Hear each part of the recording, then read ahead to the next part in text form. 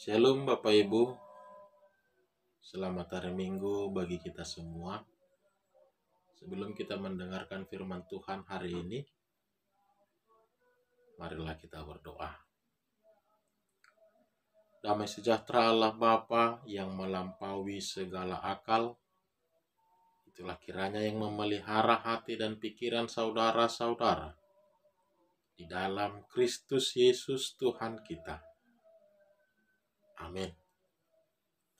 Bapak Ibu Saudara yang dikasihi Tuhan kita Yesus Kristus, mari kita buka Alkitab, firman Tuhan, berita sukacita dalam ibadah minggu hari ini tertulis dalam kitab Pengkhotbah pasal yang ke-10 ayat yang ke-10 sampai dengan ayat yang ke-15.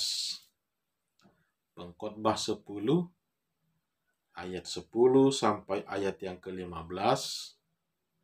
Beginilah firman Tuhan. Jika besi menjadi tumpul dan tidak diasah, maka orang harus memperbesar tenaga. Tetapi yang terpenting untuk berhasil adalah hikmat.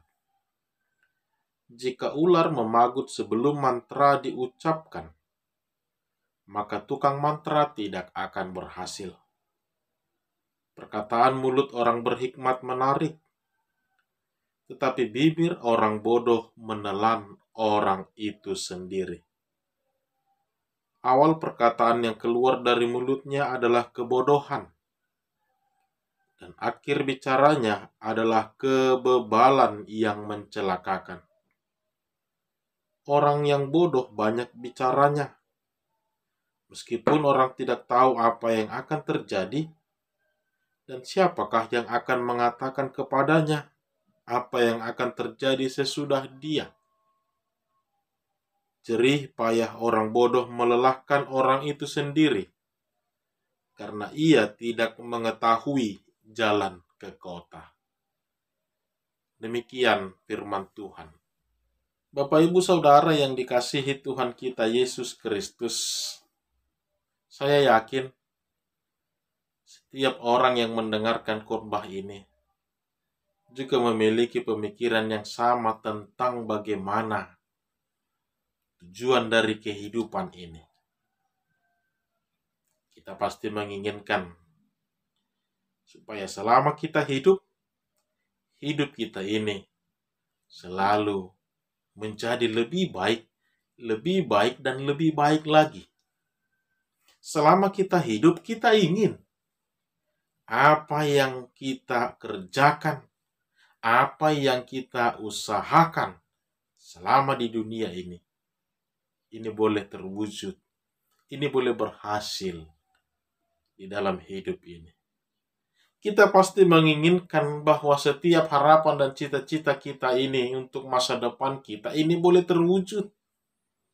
Bahkan yang paling penting, yang lebih besar yang menjadi harapan dan cita-cita kita, apa yang kita usahakan, apa yang kita kerjakan selama kita hidup di dunia ini, kita masih diberi kesempatan untuk menikmatinya selama kita masih hidup di dunia ini. Untuk itulah Bapak Ibu Saudara-saudara, setiap orang berlomba-lomba mencari yang namanya kepintaran, mencari yang namanya pengetahuan. Dia berusaha mengumpulkan sebanyak-banyaknya teman-temannya, rekan-rekannya, sahabat-sahabatnya. Dia memutuskan untuk segera berkeluarga, membangun sebuah keluarga yang lebih baik untuk semakin menyempurnakan kehidupannya. Dengan anak cucu dan segala keturunannya, dia boleh merasakan keindahan yang lebih baik di dalam kehidupannya. Bahkan dalam pikiran kita mungkin banyak orang yang mengatakan bahwa dengan mengumpulkan harta yang lebih banyak, kita juga akan merasakan kehidupan yang lebih baik. Semua ini akan diperbuat oleh setiap orang hanya dengan satu tujuan, untuk menciptakan dan merasakan indahnya kehidupan di dunia ini. Bahkan kita akan mencari yang namanya hikmat untuk boleh menjadikan kehidupan ini bukan hanya berbicara sebatas perjalanan waktu semata, tapi kita benar-benar menikmatinya, kita benar-benar menghidupinya, kita benar-benar mensyukurinya di dalam hidup ini. Dan dengan hikmat tersebutlah kita dapat melihat betapa indahnya dunia ini dan betapa besar, mulia kasih dan kuasa Allah di dalam kehidupan kita. Bapak, Ibu, Saudara, tentu semua ini bukan hanya kita saja yang memikirkannya pada saat ini. Penulis kitab Pengkhotbah juga memikirkan hal yang serupa. Cenderung kehidupan orang-orang di dunia ini hanya bisa merasakan jerih lelahnya saja, hanya bisa sampai kepada kesusahan. Tidak banyak orang yang benar-benar menikmati hidup ini, tidak banyak orang benar-benar bisa merasakan indahnya, nikmatnya kehidupan dunia ini. Terlebih apa yang telah mereka tabur boleh mereka tuai selama mereka hidup di dunia ini. Untuk itulah penulis kitab Pengkhotbah kemudian mengumpulkan semua hikmat, setiap pengalaman, pengajaran-pengajaran tentang kehidupan, pengajaran-pengajaran tentang kehidupan spiritual, bagaimana hikmat dalam bergaul, bagaimana hikmat dalam berkeluarga, bagaimana menikmati, menciptakan kehidupan yang lebih baik. Apakah ketika dia masih muda, bahkan setelah dia tua. Supaya setiap proses perjalanan kehidupan yang kita lalui ini tidak hanya berbicara tentang perjalanan waktu semata. Setiap detik kehidupan yang kita lalui yang diberikan Tuhan kepada kita, ini tidak hanya kesia-siaan semata, tetapi benar-benar ketika Allah mengatakan ini adalah anugerah terindah dalam diri setiap orang, kita benar-benar merasakan setiap kenikmatan-kenikmatan dari Allah tersebut. Untuk itulah penulis kitab Pengkhotbah mengumpulkan, merangkumkannya dalam kitab Pengkhotbah ini.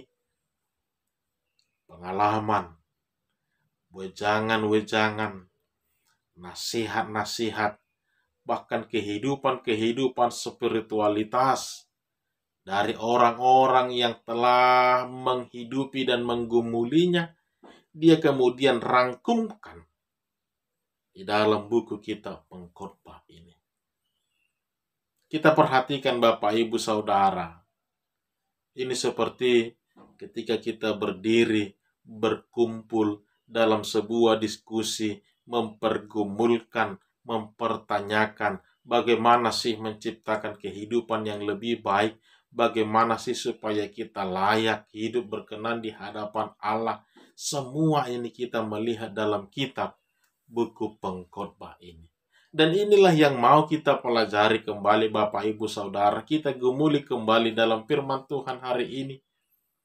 Mari, supaya jangan kehidupan ini sia-sia. Supaya kehidupan ini tidak seperti yang dikatakan penulis ini, ibarat menjaring angin. Hanya jerih lelahnya saja, hanya kesusahannya saja, hanya sakitnya saja kita rasakan. Mari kita lihat kembali, kita rasakan kembali dengan hikmat dan pertolongan dari Allah. Penulis kitab Pengkhotbah mau mengajarkan kepada kita supaya hiduplah dengan penuh sukacita, hiduplah di dalam didikan Allah. Saudara-saudara yang dikasihi Tuhan kita Yesus Kristus, perikop kita hari ini, saya pribadi menemukan ada dua jenis hikmat yang mau kita pelajari kembali dalam kehidupan ini. Walaupun secara umum garis besar kita menemukan ada begitu banyak hikmat-hikmat yang diajarkan, yang ditawarkan dalam kitab pengkhotbah ini. Tapi dalam perikop hari ini saya menemukan ada dua hikmat yang harus benar-benar kita gumuli kembali. Yang pertama ayat 10 sampai ayat 11, saya melihat ini adalah hikmat dalam bekerja. Ini adalah hikmat dalam bekerja. Mari kita lihat saudara-saudara. Jika besi menjadi tumpul dan tidak diasah, maka orang harus memperbesar tenaga. Tetapi yang terpenting untuk berhasil adalah hikmat. Apa yang mau dikatakan di dalamnya tentang bagaimana kita harus hidup dan bekerja di dunia ini? Secara sederhana saya mau mengatakan bahasa atau definisi hikmat ini mungkin tidak bisa kita jabarkan, kita definisikan dengan rangkaian kata-kata.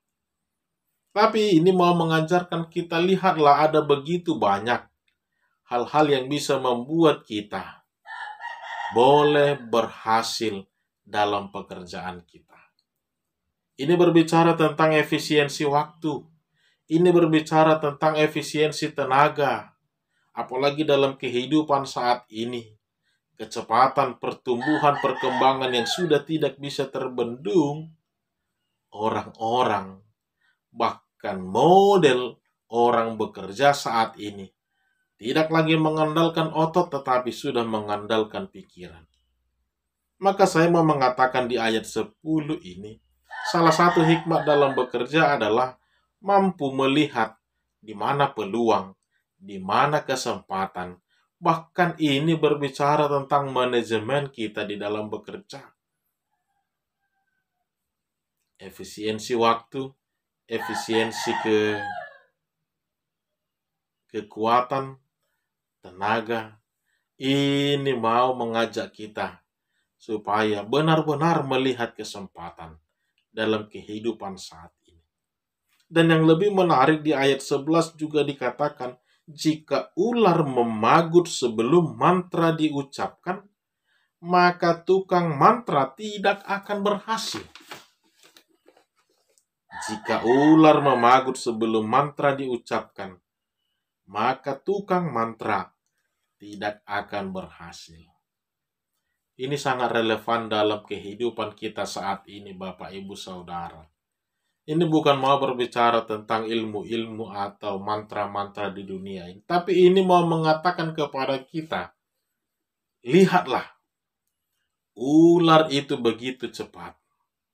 Tapi kita harus lebih cepat lagi. Untuk bisa berhasil, kita selalu dikejar oleh waktu. Untuk bisa berhasil, kita harus dikejar. Kita selalu dikejar dalam tuntutan-tuntutan ini. Maka salah satu kuncinya adalah sebelum ular ini memagut kita, karena kita terlambat, maka kita harus duluan mengejar. Kita harus memberi kecepatan yang lebih. Istilahnya dalam situasi saat ini, kita bukan lagi menunggu, tapi kita yang harus menjemput. Kita bukan lagi menantikan, tapi kita yang harus mendatangi. Lihatlah kedua hal ini, Bapak, Ibu, Saudara. Dalam dunia kerja, ini benar-benar bisa mendukung kita, mengajar kita untuk menjadi orang-orang yang berhasil. Mengapa penulis mengajarkan ini kepada kita? Cenderung yang terjadi dalam kehidupan ini, orang-orang masih berpikir bahwa otot, tenaga yang menjadi dasar utama. Orang-orang selalu mengatakan, kita selalu merasa bahwa kita yang dibutuhkan. Padahal kitalah yang membutuhkan. Padahal kitalah yang harus mencari. Semuanya berjalan dengan begitu cepat. Semuanya berkembang dengan begitu cepat. Semuanya bertumbuh dengan begitu pesat. Maka ketika kita tidak memahami, berhikmat dalam dunia kerja ini, maka kita yang akan ketinggalan. Maka kita yang akan disia-siakan di dalam kehidupan ini. Ayat 10 dan ayat 11. Ini mau mengajarkan hikmat dalam bekerja kepada kita. Hikmat yang kedua, Bapak Ibu Saudara, saya melihat dalam ayat 12 sampai ayat 15. Ini berbicara tentang perkataan orang-orang bodoh. Ini berbicara tentang perkataan orang-orang bodoh. Dan dibandingkan dengan perkataan orang-orang berhikmat. Tentu kita tahu apa yang mau dimaksudkan di dalamnya. Namun satu hal yang menjadi dasar di dalamnya adalah orang akan lebih menyukai perkataan orang-orang berhikmat daripada orang-orang yang bodoh. Orang-orang berhikmat, setiap perkataannya itu akan menyelamatkan dia. Tapi bagi orang-orang bodoh, setiap perkataan yang keluar dari mulutnya ini justru menjadi alat bumerang, senjata untuk mencelakakan dirinya sendiri. Apa yang mau dikatakan? Tentu ini mau mengajar kita supaya lebih hati-hati dalam berkata-kata. Supaya lebih hati-hati dalam berbicara. Terlebih kalau orang bijak mengatakan, lebih banyaklah mendengar daripada berkata. Sebab Anda tidak akan tahu kapan Anda akan tanpa sadar mengatakan keburukan Anda sendiri. Kita tidak akan sadar bahwa karena terlalu banyak berbicara, justru yang kita katakan, yang kita omongkan itu justru adalah kekurangan dan kelemahan kita sendiri. Justru ini yang akan mencelakakan kehidupan kita. Tapi lihatlah orang hikmat.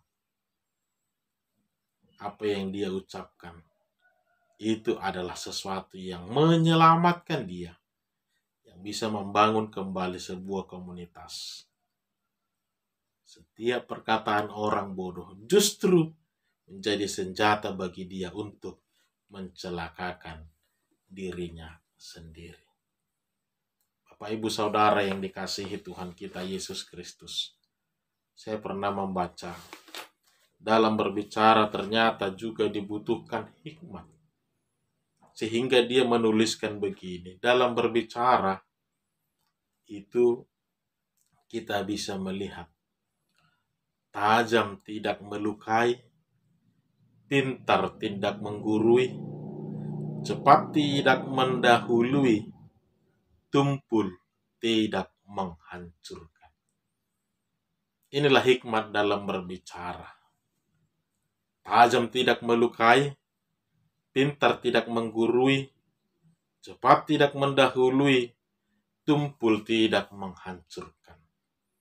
Lihatlah saudara bagaimana kejamnya perkataan orang-orang bodoh yang menjadi alat senjata bagi dia sendiri tanpa dia sadar, karena hanya dia seorang yang mau didengar, tidak mau mendengarkan nasihat, sehingga dia tidak lagi melihat, dia tidak lagi mampu membuka telinga akan hal-hal yang bisa menyelamatkan dia, akan nasihat-nasihat bahkan firman Allah yang menjadi kebutuhan utama di dalam hidupnya. Karena dia telah larut dalam omongan-omongannya, dalam dunianya, sehingga karena sudah begitu banyak omongan-omongan, karena sudah begitu banyak kebohongan-kebohongan yang dia tebar, dia tidak tahu lagi mau memulai dari mana. Dia tidak sanggup lagi untuk menyatakan yang baik. Sehingga perkataannya itu membuat dia tersesat. Perkataannya itu membuat dia keliru dalam hidupnya. Dia tidak lagi tahu jalan pulang. Dia tidak ingat lagi jalan ke kota. Dia tidak tahu lagi apa yang telah dia katakan, apa yang telah dia kemukakan. Dia tersesat sendiri di dalam perkataannya itu. Bapak, Ibu, Saudara yang dikasihi Tuhan kita, Yesus Kristus. Saya melihat ketika membaca perikop ini secara tidak langsung mau menyatakan kepada kita, lihatlah bagaimana kehidupanmu. Lihatlah bagaimana dalam bekerja, dalam berbicara. Apakah engkau sudah berhikmat di dalam bekerja? Apakah engkau sudah berhikmat di dalam berkata-kata atau berbicara? Penulis kitab pengkhotbah ini sangat mengkhawatirkan, sangat menginginkan jangan sampai kehidupan Anda ini juga berakhir di dalam kesia-siaan. Jangan sampai hari-hari yang diberikan Tuhan kepada Anda jangan berakhir dalam kesia-siaan, dalam kehampaan. Anda hanya boleh merasakan jerih lelah, kesusahan dan kesakitan. Anda tidak sempat merasakan nikmatnya, indahnya kehidupan dunia ini. Hal yang paling ditakutkan penulis dalam kitab pengkhotbah ini. Secara jelas dia mau mengatakan, hidup ini tidak ada yang tahu bagaimana jalannya. Musibah tidak ada yang tahu kapan datangnya. Kematian tidak ada yang tahu itu milik siapa. Inilah yang dikhawatirkan penulis kitab pengkhotbah. Supaya kita mau hidup dengan berhikmat di dalam dunia ini. Hidup ini tidak berakhir dengan sia-sia. Hidup ini tidak berakhir dengan kehampaan. Kita tidak tahu musibah kapan datangnya. Kita tidak tahu kematian itu milik siapa. Jangan sampai kita tidak menikmati kehidupan ini. Jangan sampai kita tidak memiliki waktu lagi untuk mengatakan cinta kepada orang-orang yang kita kasih.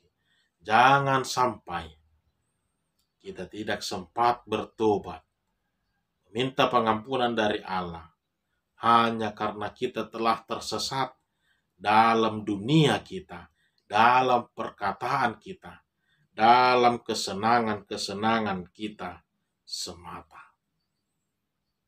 Jangan sampai kehidupan kita ini, usaha dan jerih lelah yang kita lakukan selama ini, itu seperti menjaring angin. Sia-sia, tidak ada gunanya, tidak ada faedahnya, bahkan tidak ada manfaatnya bagi kita dan bagi orang-orang di sekitar kita. Untuk itu Bapak, Ibu, Saudara yang dikasihi Tuhan kita Yesus Kristus, topik hari ini kita mau diingatkan, hiduplah dalam didikan Allah. Hiduplah dalam didikan Allah. Bagaimana firman Tuhan mampu mengajarkan kepada kita hikmat-hikmat yang luar biasa. Bagaimana firman Tuhan selalu mengingatkan kita akan hal-hal yang harus kita perbuat di dalam kehidupan ini. Hiduplah di dalam hikmat Tuhan, karena hanya dengan hikmatlah kita boleh menikmati kehidupan ini dengan lebih baik. Tentu bahagia di dunia ini dan bahagia di dalam kerajaan Allah kelak. salah satu pertimbangan yang paling penting yang harus kita lihat. Seperti yang dituliskan oleh penulis kitab Pengkhotbah ini. Dia melihat di pasal yang ke-12 di ayat yang terakhir. Dia berkata, karena Allah akan membawa setiap perbuatan ke pengadilan yang berlaku atas segala sesuatu yang tersembunyi. Entah itu baik, entah itu jahat. Kesia-siaan ini. Semua usaha dan jerih lelah kita ini akan dibawa kepada pengadilan. Apakah itu tersembunyi? Apakah itu baik? Apakah itu jahat? Ini akan dibawa ke dalam pengadilan Allah.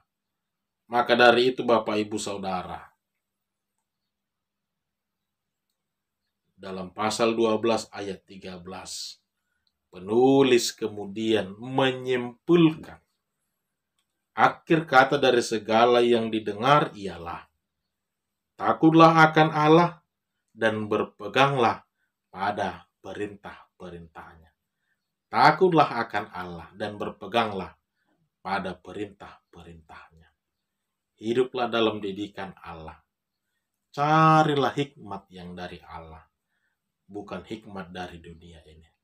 Kita tidak bisa membahasakan bahasa hikmat ini, tapi orang yang berhikmat akan mampu melihat bagaimana menikmati kehidupan ini dengan tidak melukai, dengan tidak menghancurkan, dengan tidak menggurui, tapi benar-benar menjadi berkat bagi dirinya, bagi keluarganya, bagi orang lain, terlebih berkenan di hadapan Allah. Tuhan Yesus memberkati.